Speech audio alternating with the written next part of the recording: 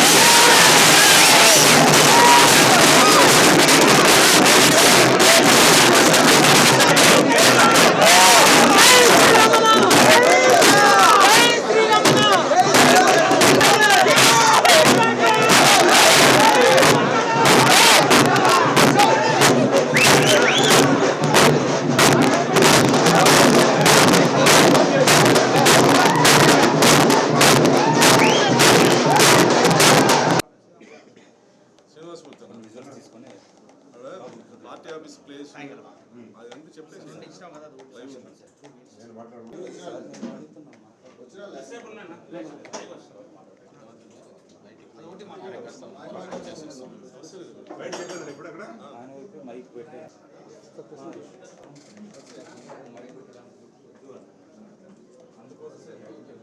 బయట లైవ్ దగ్గర ఒకసారి మాట్లాడేసి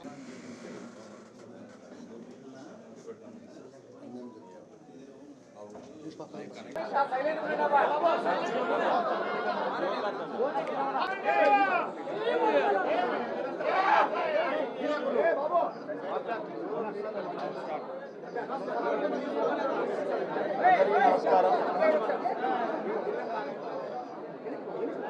గత 2 రోజుల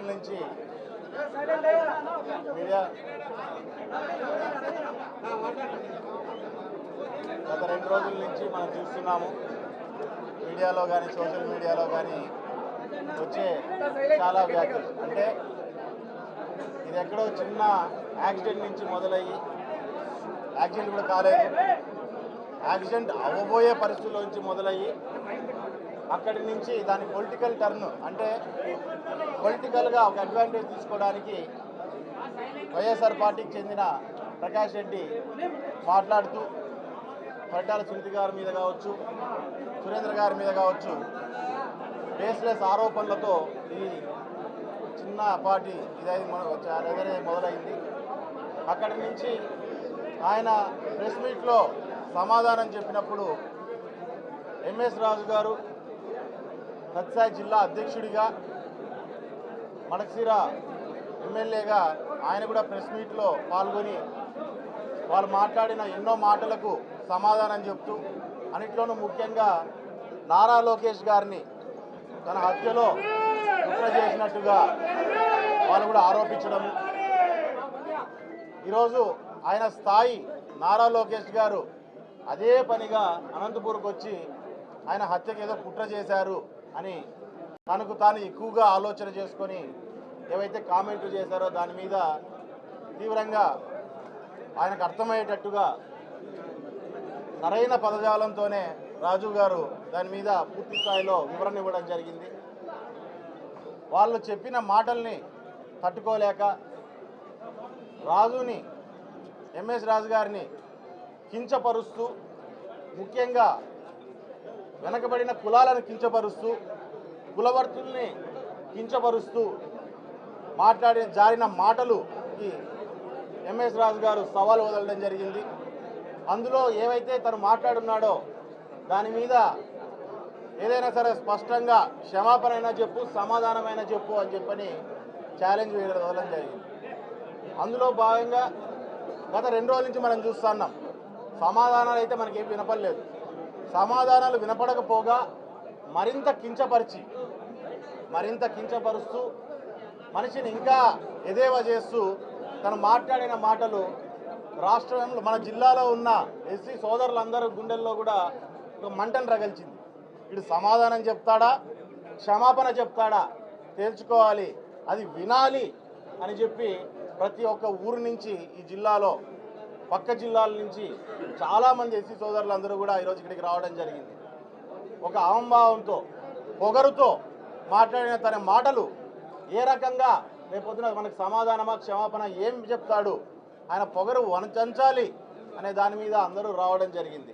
గత పొద్దున చూస్తున్నాం, ఇప్పటికైనా సమాధానం అయినా చెప్పొచ్చు, క్షమాపణ అయినా చెప్పొచ్చు. కానీ ఆయన పొద్దున చూస్తుంటే ఇంటి మీద బీర్ బాటిల్ వేసుకోవడము, ఇంటి దగ్గరికి రాళ్ళు తోలించుకోవడము, తన ఉత్తర ప్రగల్భాలు పలుకుతూ ఎక్కడో ఉంటూ కార్యకర్తలతో రాండి, ఇక్కడికి రండి, నేను ఇక్కడే ఉన్నాను, మనం తేల్చుకుందామని చెప్పి ఒక నాయకుడు, ఒక పొలిటీషియన్ మాట్లాడే మాటలా అవి అనేది విషయాన్ని కూడా మనం అంతా అర్థం చేసుకోవాల్సిన అవసరం ఉంది. ఈరోజు సమాధానం చెప్పలేని పరిస్థితి ఉంది కాబట్టే ఈరోజు దీన్ని ఏదో రకంగా ఒక గొడవ మూలకంగా మార్చుకొని దీని అడ్వాంటేజ్గా తన పార్టీలో తన నాయకుడికి నచ్చిన రాజకీయం ఏదైతే ఉందో, గొడవలు కావచ్చు, హత్యలు కావచ్చు, ప్రజల్ని ఇబ్బంది పెట్టడం కావచ్చు, ఒక బూర్జువా మనస్తత్వాన్ని కనపడేటట్టుగా ప్రజలందరికీ ఈరోజు తను తీసుకున్న స్టెప్స్ అనేవి కూడా మనకు కనపడుతున్నాయి. ఇంకా ఆలస్యం కాలేదు. ప్రకాష్ రెడ్డిని ఊరికి ఉత్తర భాగాల వాళ్ళకి మీ కార్యకర్తల మధ్యలో బలిపశువులు చేసే బదులు క్షమాపణ చెప్పేస్తే అయిపోతుంది. ఇంకా టైం ఉంది, క్షమాపణ చెప్పాల్సిందిగా ప్రకాష్ రెడ్డిని కూడా కోరుతున్నా. నువ్వు నీతో గొడవ, నీ మాటలతో గొడవ, నీతో కూడా గొడవ కాదు ఎంఎస్ రాజు గారికి, నీ మాటలు, నీ పొగరుతో గొడవ, అంతేగాని నీ ఇంట్లో ఆడవాళ్ళతోనో లేకుంటే నీ కార్యకర్తలతోనో నీ నాయకులతోనో కాదు గొడవ. వాళ్ళని ఎందుకు మధ్యలోకి తీసుకొస్తున్నావు అనే విషయాన్ని కూడా ప్రకాష్ రెడ్డి గారికి సూటిగా అడుగుతున్నాం. క్షమాపణ అయినా చెప్పు, సమాధానమైనా చెప్పు, ఇంకా సమయం ఉందని చెప్పి నేను తెలియజేస్తున్నాను.